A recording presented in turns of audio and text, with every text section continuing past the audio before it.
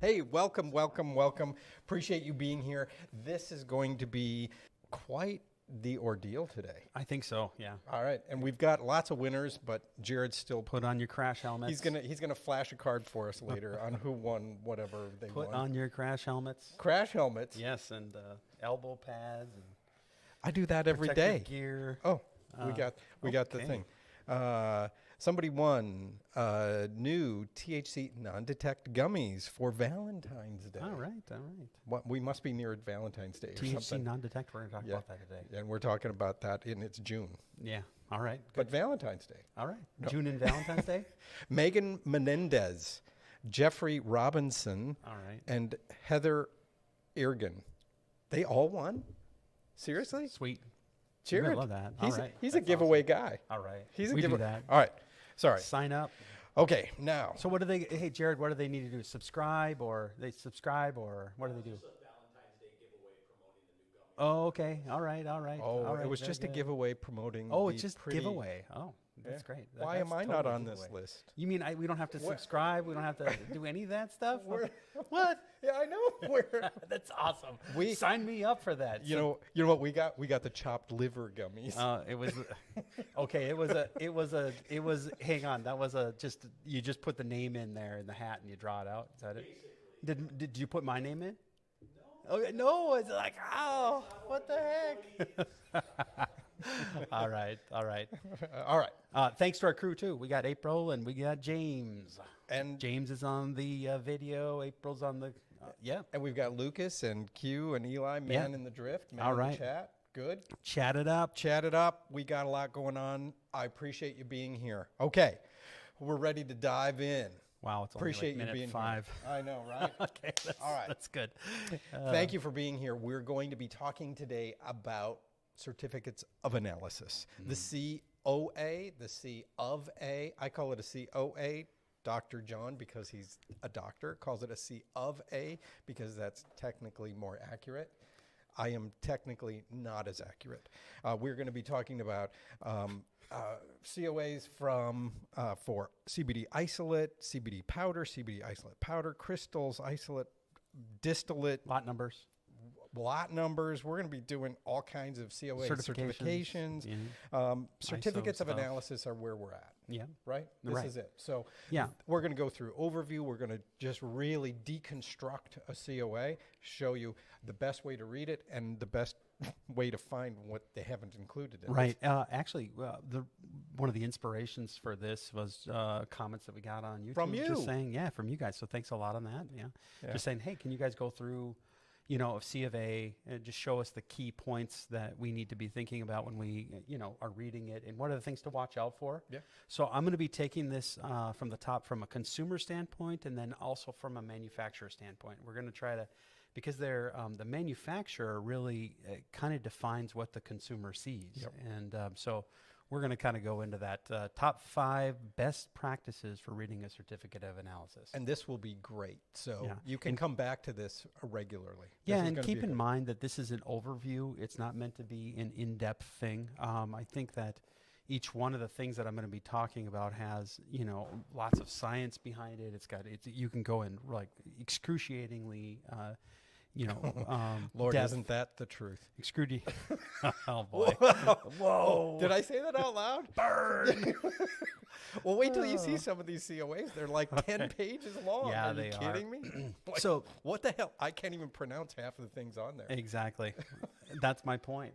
Okay, no. Key certificate of analysis issues that impact consumers. I just put this in here right at the very end here, just maybe 10 minutes ago, because I really wanted to kind of bring this to the forefront in terms of the consumer. Us as manufacturers, or you guys as manufacturers out there, or even on the retail level, there are some things that you can really impact what the consumer sees. So one thing that we all don't do is lab shop to get a pass result. Yeah. Like, for example, if you have a large amount of finished good and it's not passing with one particular vendor, and you go try to find another vendor to make that lot pass, that's kind of a no-no. You shouldn't do it. That's one thing, though, however, that has been done. And we've all seen it. So look, that's something you need to think about. If you're browsing through a particular vendors as a consumer, vendors, and you see maybe one that's out of place or something like that, that might be a red flag to me. And I might just ask about it, because I don't think you should necessarily assume that the manufacturer's always, out there to get you.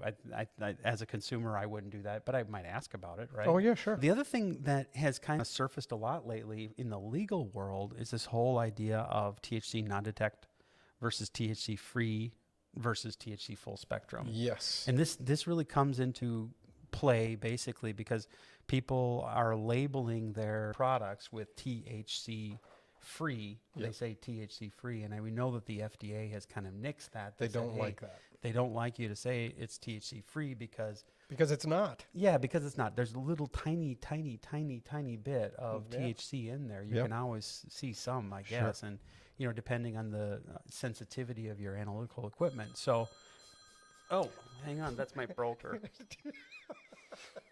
Oh yes, sell. All right, I'll call you. Buy. Wow. Okay. Hey. All right. That's $5 in the bucket, just so you guys know. I'm gonna give him a call later on. But okay, so the THC non-detect is what you would see on the package, or THC ND. A lot of people might wonder, what is that THC? What does ND mean? You know, North Dakota, or I don't know what that means, or what I know THC ND. I was like, okay, is that a new that version means non-detect? of So THC? And some people will put like an icon there instead, and basically they're just trying to communicate with you that given the analytical method that they are using, under that analytical method, they cannot detect it. But that doesn't mean that someone else might take a more sensitive analytical method and detect it. Correct. Okay, so this, of course, has been the mislabeled item that's out in the marketplace. Someone who would be litigious in nature would take the THC-free labels. They say, oh, it's mislabeled. They take it. They send it off to a laboratory and then try to go to sue the 1 million parts per million. Yes, oh yeah, there's exactly. THC in here. There is THC free. So it's mislabeled, and I have some sort of damage. I have some sort of, something emotional damage. Yeah, or maybe I took THC under thinking that it was THC free, and then I went to get a job, and they tested, and then I didn't pass. Yep. Okay, so that's something you guys all need to think about. Look, if you are in an area where you need to take a regular randomized drug test, you should be using THC non-detect. Okay. Absolutely. And even that, depending on who's doing the test out there, if it's ultra sensitive, they might detect something. Right. But so just be careful. Keep the package. And then of course THC full spectrum, you guys know what that is. That is a hemp product that would have less than 0.3% THC in it. So that's what that's typically called a full spectrum. And then of course there's the cannabis people. We're not going to talk about that at the moment, but they typically have lots more THC in there. Yeah. Anybody who's listened to us in the past, you always got to look at the residuals that get a pass designation. Okay. Yes. Because the requirement for the residual is so large that if you get a pass designation, I don't know if that really makes a difference. I mean, if 5,000 parts per million, and if you took that particular product that had 5,000 parts per million of, say, I don't know, pick your poison, you'd be taking that all the time. The FDA doesn't really know what the effects are of, continued chronic usage of small amounts of residuals like that. Exactly. So it's buyer beware, and so what I like to do is make sure that you look at the residuals and make sure that they report actually what the number was. Yes. So that's the other thing.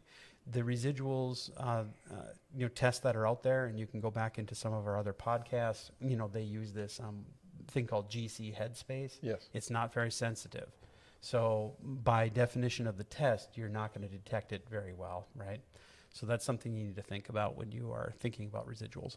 Okay, a manufacturer does not test for unknowns. If a manufacturer has a test, and they have all these tests, and then all of a sudden you see a peak coming out into the analysis, and you're like, what is that? Mm-hmm.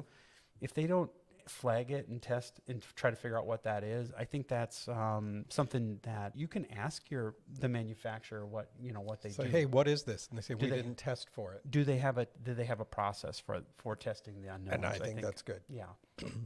And I think from a consumer standpoint, that should be good enough. Yes. You're not going to go in and cross-examine someone, well, what is the test and all of that. No. Do you test for unknowns? If they do, then you should accept that they are testing for unknowns. But there are some tests that have those chromographs that are out there, and if you see that, you go, well, what is this? Did you test for that? That's an okay thing. Yeah, that is an okay thing. And that's the only way you would know that is if you actually saw the little chromatogram, right? Yep. Okay, and then applying standard methods to many different types of samples without revalidating. Ouch. That's a big mouthful for a consumer. I think one of the issues that people have is they have a sample and let's just say it's got some CBD in it, and they put it into a different oil and then they retest it and it doesn't really match. Yeah. Okay, so this actually may be more of a manufacturer item, but that actually, we could do a whole podcast just on that line. Just suffice it to say that your manufacturer should make sure that they're telling you the method that they're using. Yes. Okay, so here's how it impacts the consumer. Now I remember what I was talking about. Okay, so a consumer gets in the product, right? And then they're going to send it out to their laboratory, right? And this particular product has a certain, it's got CBD plus a matrix, right? Correct. If you send that out to another laboratory and they haven't validated in that matrix that's in there, I don't think that you have a valid result. No. And you can get something back and say, oh, there's no THC in here, or there's no CBD in here, or it's off of 5% of the label claim or whatever. You should replicate the results with the party that did the original results. Yes. If you are interested in getting a test, you should go back to the person who did the original test. You say, can you retest this? To make sure that it's that, because they're the ones who certified it in the beginning. And they also have the method that is made for that, right? Right. As opposed to shopping around to get a result so that you can sue somebody. Yep. Which has happened. Yeah, and that happens when we talk to, all of the formulators out there. Everyone has just slightly different methods. Right. But they say it's plus or minus 3% is standard between testing facilities. Yeah, well, that's true. It might even be larger than that. Exactly. Yeah, so that's why sending it back, I think that's very wise. Yeah, advice. Look, if you're interested in as a consumer of, where you just want to make sure that the stuff that you are consuming is clean and everything. It's not bad to look at the FAQ section on the website. Yep. You can go and check around, and you can also call the customer service representative and they'll answer you some of the questions. So got it. All right. So that was just some of the key certificate analysis issues that impact the consumer. So let's get into, what is reported. Now we're cooking with gas. In a C of A. Okay. So potency, purity, identity, those typically don't have specifications associated with them unless it's a formulated product. Okay. So if the label claim is 33 milligrams per milliliter, they're required to be within 5% of that concentration. The purity is, how many of the other components are in there. That really goes back to your unknowns. Like if you have a huge unknown in there and they exclude that unknown from the purity calculation, you're going to get a different result.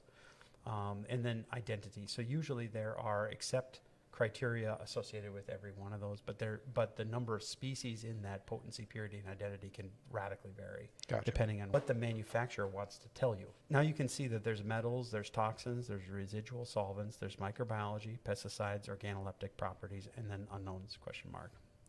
Sure. And there's a kind of an average number of species that are tested, okay?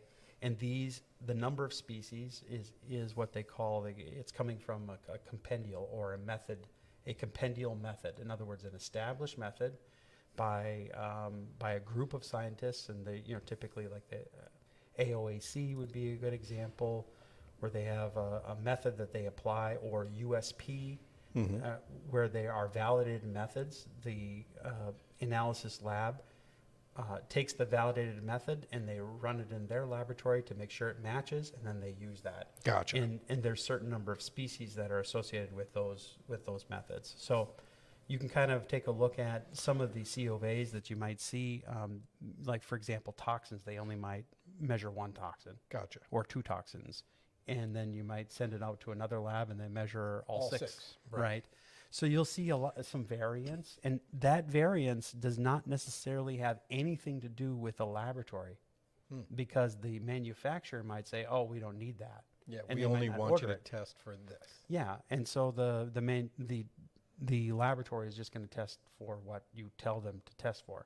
Gotcha. Yeah. Okay. Or if there is a standard from like a regulatory body that says you must test for this, then they would do it. Without that standard at the top saying you have to test for all of these pesticides to the exclusion of these pesticides, then you wouldn't do it. Right. Because it'd be costly. And that's where I see most of that variation. Most of the pesticide COAs that I've seen are in, the 50 to 60 range, but you go all the way up to 120. I've seen. Right, and I think all the way up. Yeah, on the pesticides, that's particularly confusing for consumers, I think, because in Canada it's over 100. Yes. Right. Yep. For state by state, they'll have their kind of their own different pesticides that they're looking for. Exactly. I think it's should be risk-based. Your analysis should be risk-based. And what that means is when you're growing, talk to the biomass producer. Okay, what pesticides were in the soil found? Here's your soil analysis. Okay, what pesticides were, added? What's around you? And, instead of doing this round robin of, 400 or 500 species or even 100 species. Sure. You could just do, the ones that are risk-based. Okay, there's no other, pesticides possible in this area, so we're just only going to do, 20. Gotcha. Okay. I think that that's reasonable as long as the risk is assessed ahead of time to say, Agreed. okay, this is what it is, and it could be only for a particular lot. So that's a valid way to look at it, rather than just doing everything all the time. Because I think.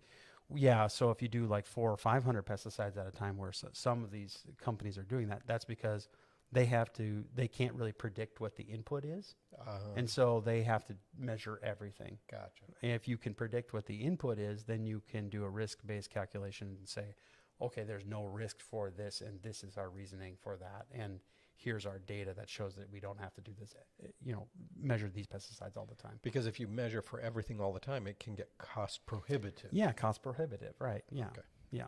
Gotcha. So you can see there's residual solvents, there's microbiology, pesticides, organoleptic properties. You know what that is? I have no idea. I was just going to ask, what is an organoleptic property?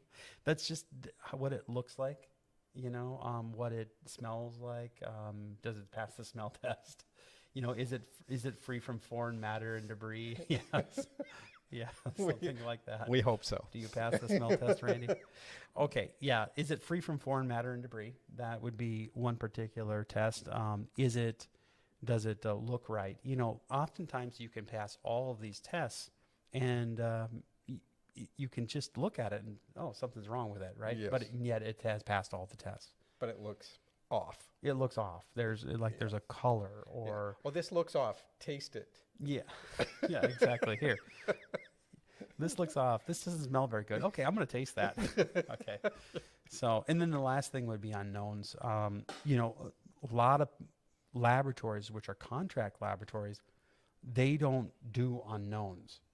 And so really that falls on the manufacturer really to assess that. So your manufacturer should go and look at all of the results and get all the chromatograms and look at it and just say, okay, are there any unknowns in here? Is there anything that should be flagged? So when you send that out, can you ask it that way so you can submit the chromatograph and say, hey, can you figure out what that is? You could say, hey, we want an extended reporting package on this. I'd like to see the chromatograms, and they'll send them to you. Got it. So it shouldn't be a problem. Cool. Yeah. Typically a manufacturer would not provide chromatograms or the actual results to the consumer. Right. No. Because the consumer is looking for green and red. Green go, red bad, right? So that's basically what the consumer is. Yeah. And by the way, the consumer only sees green. True. They're not seeing red, but there may be lots of red. Well, hopefully they're not seeing red, but yeah, hopefully they're not seeing red. But they could. But if they don't know how to read the report, right? Well, yeah, no, I mean, when a manufacturer, if they are, let's say they didn't pass on residuals, right? Yeah. Well, you would never put that out into the real world saying, hey, here's my C of A. However, I just did that. I looked at a really kind of a interesting brand, and I went out and said, I looked at the QR code, and I went in and said, okay, let's take a look at this. And it didn't pass? Oh my gosh, what the hell is It this? didn't pass? Oh, man, that's bad. Well, So, okay, we're going to get into how to read a certificate of analysis. yes. And really there's 4 different areas you need to think about. Result, what the result is. The result should be reported. What the action level is. In other words, is my result greater than the action level? So let's say I have a result of 5 and my action level is 10. Then I would get a pass, or if I had a result of 11 and my action level was 10, then I would get a fail. Also, you need to have a specified limit of quantitation. For example, if I have a action level of 10, but my limit of quantitation is 5, and my result is not detect, that doesn't mean that there's nothing in there. Okay, so the LOQ is an important Level of quanti. Limit of quantitation. Limit of quantitation. Yeah. So when you see less than sign and the LOQ on the COA, Right. that means that it's basically non-detectable under those parameters. Under those parameters. So I could have... That's a mouthful. Detection is different than quantitation. So that's something you need to think about. I got slapped. Did you see that? Yeah. Just a little backhand there. So there's a limit of quantitation. You may be able to see it in the result, but you can't really quantify it reliably. So it's under the limit of quantitation. Gotcha. Okay. But you may be able to see it. Oh, I see. Okay. So the no detect means you can't even see it. It's not even showing up. Oh. Right. So there's nothing to even attempt to quantify. Gotcha. Yeah. So, all right. So let's just kind of dig into some of these. COAs? Yeah, C of A's. Yes. One of the things that's interesting on most of the products that are out there, there's a QR code or a website on many of the products that you have that'll take you to a site that has all of the COAs for that product. Correct. Yeah. So, yeah, and I think it's a great service. It is a great service. At the end of the day, the consumer, I don't know what they do with that information. You know what I mean? That's something. It's a little bit confusing because look at what they're getting. They're getting analysis and results. And this is on D8. This is fun. Yeah. I mean, it's not like the back of the label, the consumer label that says here's how much you're getting. Here's the percentage of daily crap value that you're consuming. Right. It's not like that. It's more complicated. So it is complicated. I don't see a whole lot of value actually in giving a C of A to an end user customer because they're really not able to interpret what the results mean. But we're going to try to illuminate that a little bit for you guys, right? I like illumination. Illumination. Let's see like what we it. can. So here's my lighter. We just took some random ones that were in our inbox here. Okay, so let's look at this one. What's really nice about what I like about this particular one, and I've redacted all of the names of the laboratories to protect all the innocent. Yeah. Okay, so what I like about this is here's a chromatogram. This is a chromatogram here. This is delta 8. You can see here. You see that right there? That's acid. The acid's still in there. Oh my gosh! But they didn't report any acid because probably the manufacturer didn't want it tested. Didn't test it, yeah, or they don't test it, so there's no acid there. So that's something that you guys need to think about. This peak should be very, very small or negligible. And it's like really spiked. So that means so when you get something that's really caustic, I know that there are vapes and there are other things, and when you taste that real harsh on your throat and in your nose, does that mean that there's acid in it? No, I think that has a lot more to do with the coils and how hot they are and how they burn, and that's a different thing. I think it is a different thing. Okay. It's some of it could be also terpenes that are burning in there too. Oh, you know what I mean? Okay, so sure. Yeah, because some of them can be. Yeah, if you just smoke terpenes or vape terpenes, you may feel, like a burn in your nose or something like that. That's some, Okay. there's thousands of terpenes. Who knows which one of them is doing that? But, some of them, not all the terpenes are equal, but also how they're vaped. So how hot they get when they're vaped, because they're being broken down, and it may be the thing that they're broken down into that is causing the burn. Okay. Excellent. So anyway, this is the chromatogram here. Look at this. It's interesting because right here, there's 0% THC, but I think that little thing there is THC. Yeah. I'm not really, I'm actually, I think the THC comes out right before the Delta 8. You can see this is fronted here, which means that there actually could be a peak right here. Interesting. Also. So see, that's not a normal shape